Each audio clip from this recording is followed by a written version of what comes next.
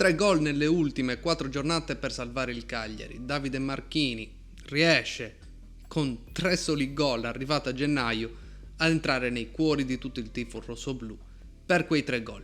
Questa è la stagione 2006-2007.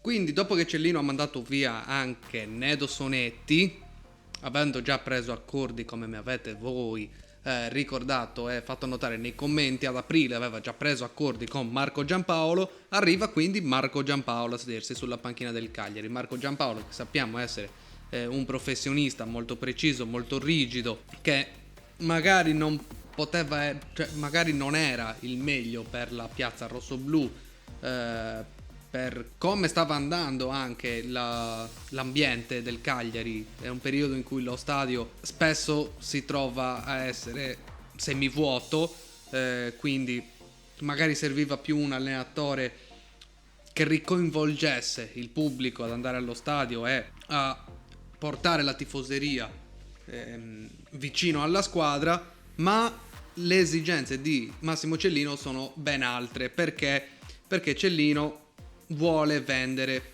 i suoi pezzi pregiati, e cioè David Suazo, Antonio Langella e Mauro Esposito. Ma non lo fa quest'anno perché prima di vendere Suazo, Esposito e Langella, che sono stati comunque la linfa del Cagliari degli ultimi 2 anni, pensa a portare un allenatore che abbia un'idea di gioco collettiva e quindi liberare la squadra dalla dipendenza di questi 3 giocatori, e quindi porta appunto Marco Giampaolo per inserire e dare al Cagliari un'idea di gioco ben precisa a prescindere dagli interpreti. Quindi insieme a Marco Giampaolo ovviamente bisogna fare un po' di mercato, e siccome non è ancora pronto il Cagliari per salutare Suazo, Esposito e Langella, si concentra sui movimenti che riguardano di più il centrocampo e la difesa, in modo da poter dare a Marco Giampaolo gli interpreti di cui ha bisogno per esprimere il suo gioco. Quindi salutano intanto Bega, che va al Genoa in Serie B.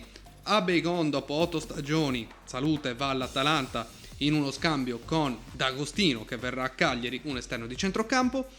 Saluterà anche Campagnolo, che andrà alla Reggina. Ricordiamo una Reggina che parte in Serie A quell'anno con 15 punti di penalizzazione, e lo vedremo poi alla seconda giornata che sfiderà il Cagliari. Finirà il prestito di Andrea Cosu, che quindi tornerà all'Hellas Verona.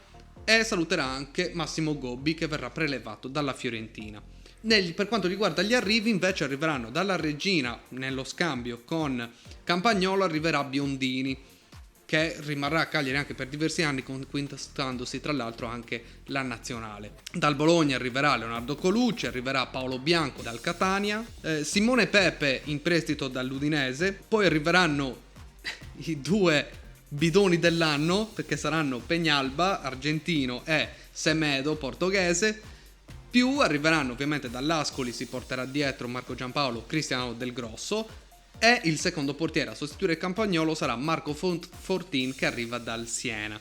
Quindi diciamo che Marco Giampaolo, il suo modulo prediletto è il 4-4-2, quindi diciamo che giocatori come Mauro Esposito, Antonio Langella ne verrebbero sicuramente un po' danneggiati dall'utilizzo di questo modulo.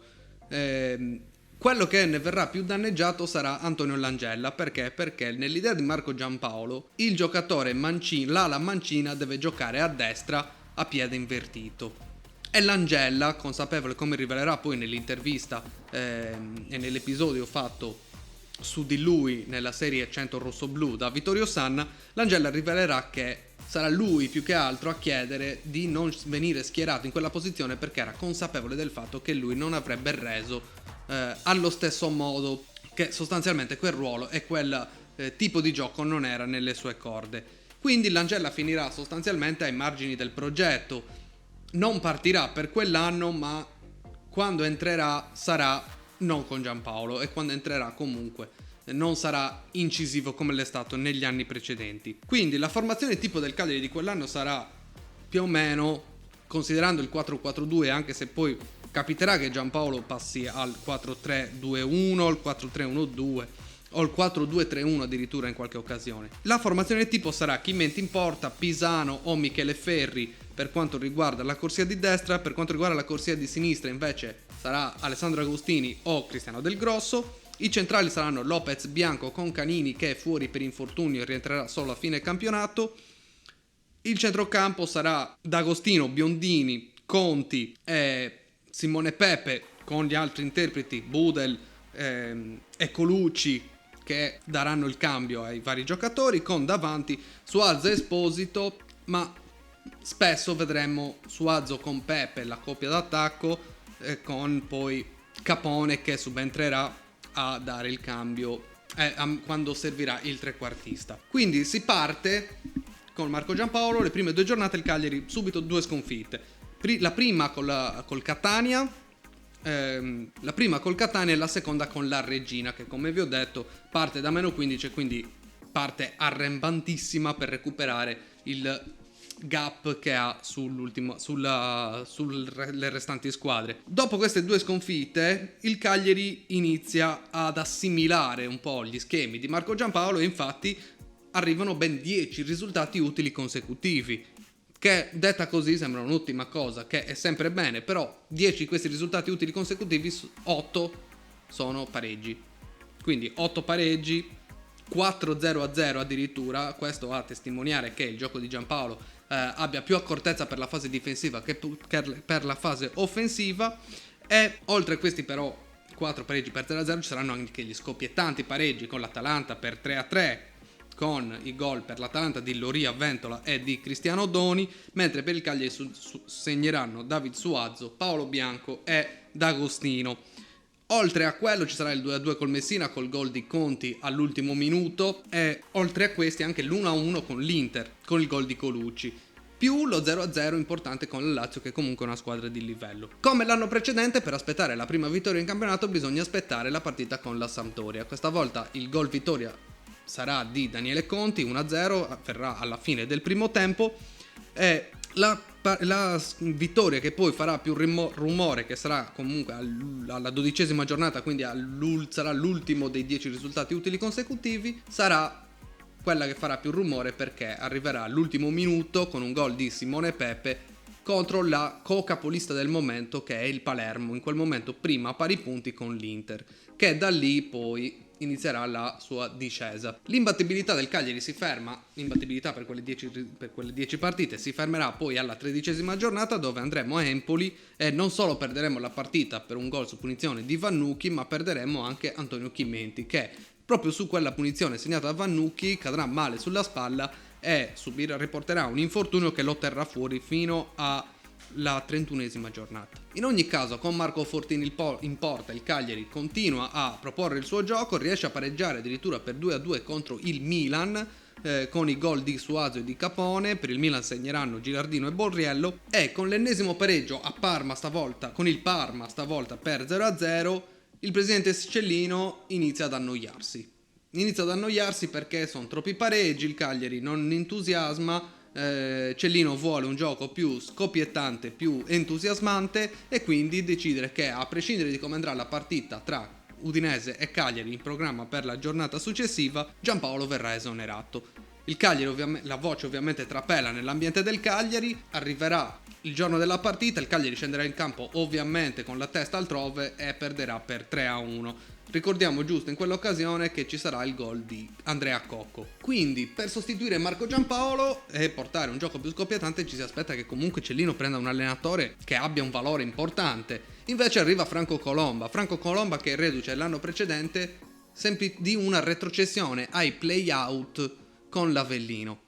Cellino ovviamente si pentirà presto di aver preso questa decisione, perché intanto l'esordio di Colomba sulla panchina del Cagliari sarà lo stesso di Giampaolo inizio campionato, cioè con 2 sconfitte consecutive, e il Cagliari in quel momento, che quando arriva Colomba occupava il 13° posto con ben 5 punti di vantaggio sul terzultimo posto, dopo la parentesi di Colomba occuperà un'altra posizione, tra poco lo vediamo. Dopo le prime due sconfitte con Roma e Fiorentino, entrambe per 2-0, ricordiamo a Roma la bellissima rovesciata di Taddei, spettacolare gol. Dopo queste due sconfitte siamo alla fine dell'anno, quindi in contemporanea si sta anche aprendo il mercato di riparazione. Il Cagliari all'ultima giornata di andata, e quindi che risulta anche la prima giornata del 2007, ritorna a vincere contro l'Ascoli per 1-0 con il solito gol di David Suazo.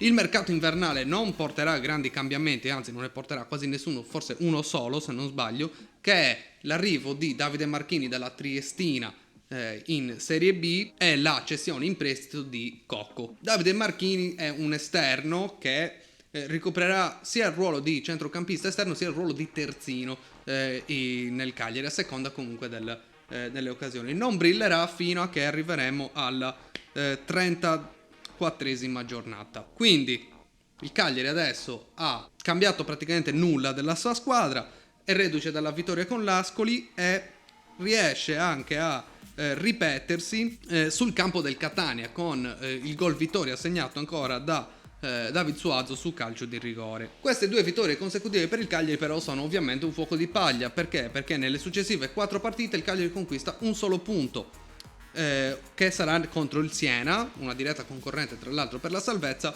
per 2-2. Le 3 sconfitte arriveranno con l'Inter, con la Lazio e con la Reggina. Allora, adesso, in queste 3 sconfitte, facciamo una piccola pausa perché devo dire due cose. Allora, intanto si è saltata la giornata numero 22 perché in occasione, chi c'era se lo ricorderà sicuramente, in occasione del derby tra Catania e Palermo, il derby di Sicilia, ci furono diversi disordini prima della partita fuori dallo stadio, in cui rimase coinvolto anche un carabiniere o una forza dell'ordine comunque, che morì, e per quella situazione venne poi rinviata e sospesa tutte le partite di quella giornata. È la 22esima giornata, quindi si recupererà tra la 32esima e la 33esima giornata. Ovviamente solo le partite che non sono state giocate, perché alcune partite erano già state giocate. Oltre a questo c'è Cagliari-Regina. Contro la Regina perdiamo per 2-0 e io sono allo stadio.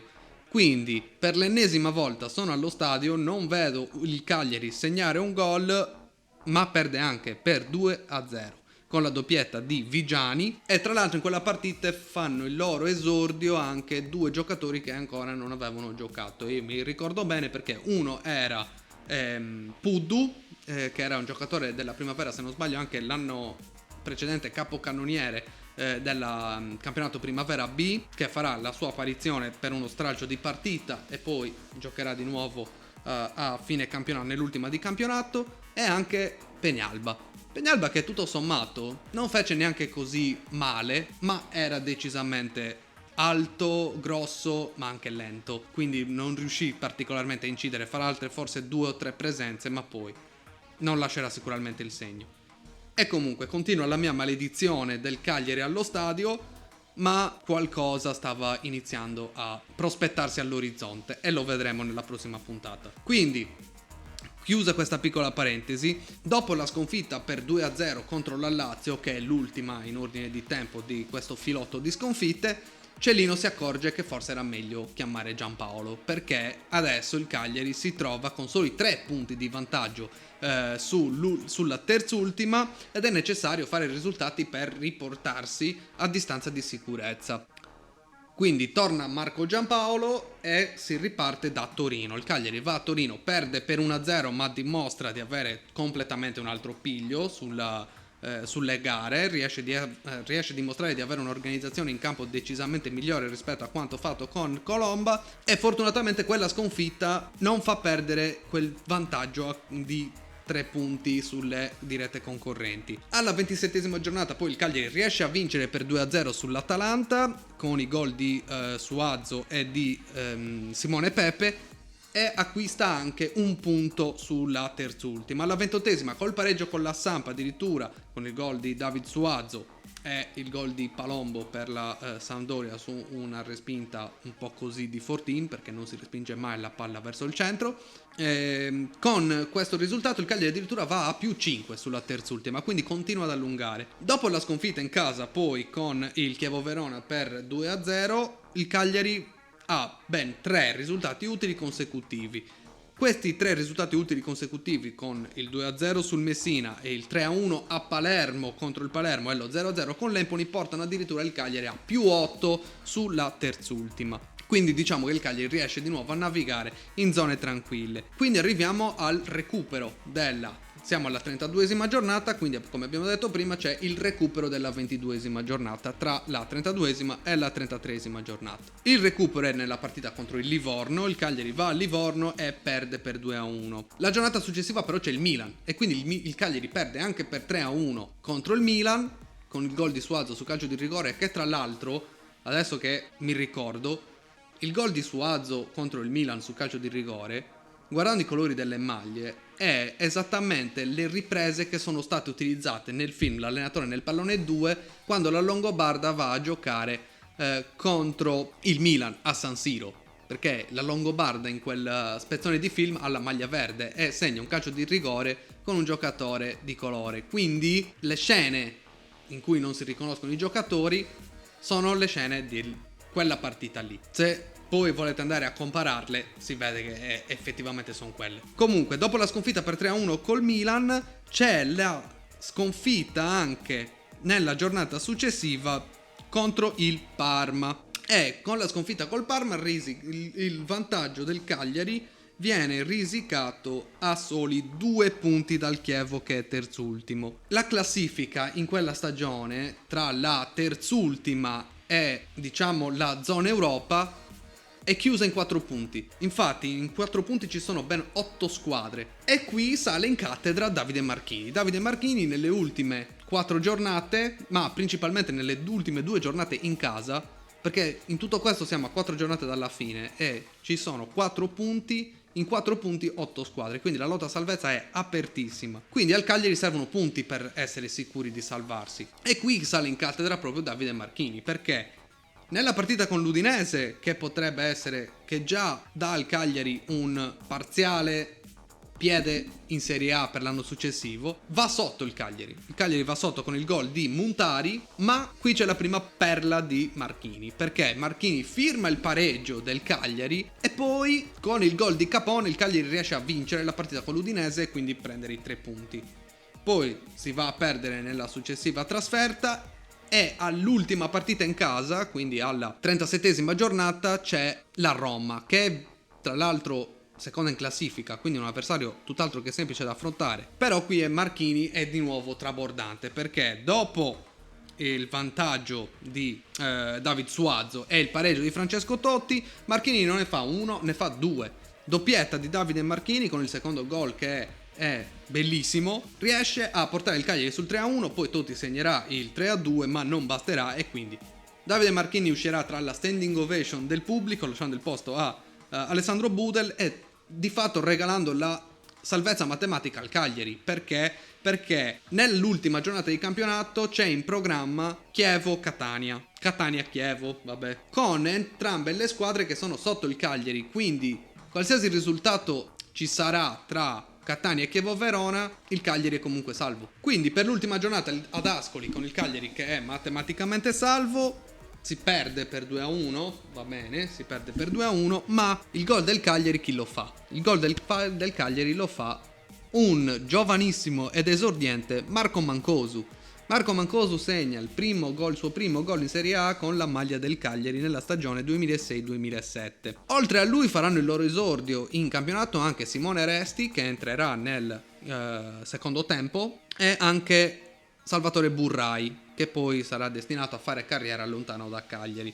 Mentre l'altro prodotto del vivaio Pudul, abbiamo visto, ha esordito contro la Regina, e quindi niente, si chiude così a quota 40 tondi il campionato del Cagliari 2006-2007, con la rivoluzione che è alle porte, perché come vedremo poi nel prossimo episodio inizieranno a partire David Suazo su tutti, che andrà all'Inter, ma anche Mauro Esposito che andrà alla Roma, e Antonio Langella che comunque, non trovando spazio con Marco Giampaolo e sapendo che Marco Giampaolo resterà anche per l'anno successivo, dice: ragazzi, io vado via, giustamente, perché non mi sembra il caso di rimanere qua con un allenatore con cui non posso esprimermi. Quindi questa era un po' la transizione, l'anno di transizione di Marco Giampaolo. Vedremo che la prossima puntata sarà un anno che partirà malissimo, ma diventerà uno dei migliori gironi di ritorno della storia del Cagliari. Quindi per adesso ci salutiamo qui.